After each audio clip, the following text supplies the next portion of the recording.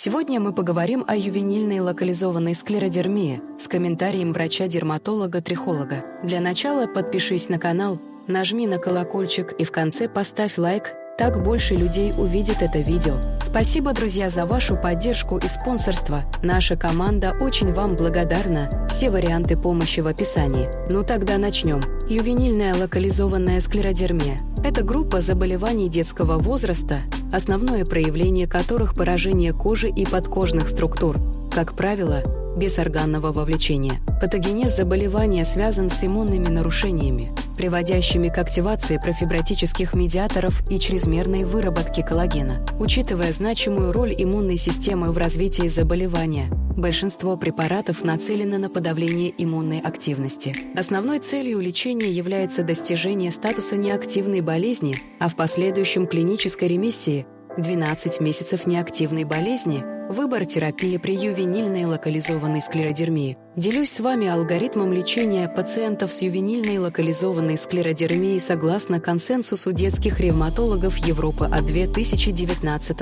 года. Терапия топическими препаратами и фототерапия без системных иммуносупрессантов целесообразна только при поверхностных небольших очагах склеродермии, которые не прогрессируют в числе и размерах и не пересекают область сустава, а также находятся в косметически нечувствительных зонах. В любых других случаях показана системная иммуносупрессивная терапия. Первой линией терапии является метотрексат по 15 мг на квадратный сантиметр раз в неделю, максимально 25 мг в неделю внутри или подкожно. Рекомендуется как минимум 3 месяца терапии глюкокортикостероидами во время индукции метотрексата. Системная терапия должна быть пересмотрена, если не достигнут статус неактивной болезни в течение 6 месяцев или нет ответа на лечение в течение 3 месяцев. Доказательная база по ведению метотрексат-резистентных пациентов ограничена. Возможными опциями терапии являются ММФ, тоцилизумаб, абатацепт.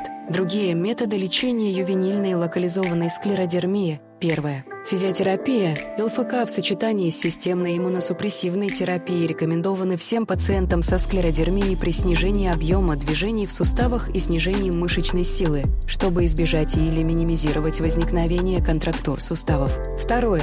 При поражении кистей и пальцев эффективным методом профилактики являются ежедневные домашние упражнения с пассивным разгибанием и растяжкой. Третье. Хирургическая коррекция возможна при контрактурах суставов и деформациях, приводящих к нарушению двигательной активности и качества жизни, но не рекомендовано в активной стадии болезни. Четвертое. Косметические проблемы, связанные со склеродермией в области лица, оказывают значительное влияние на качество их жизни. Методом решения этих проблем являются пластические операции. На сегодняшний день чаще всего применяют аллогенную трансплантацию жировой ткани. Информация предоставлена в образовательных целях. Постановка диагноза и лечение только после приема врачом. Еще больше информации вы можете найти на нашем канале по различным медицинским направлениям и советами практикующих врачей, которые могут вам быть полезны. Будьте внимательны к своему здоровью и не забывайте вовремя проходить контрольные исследования,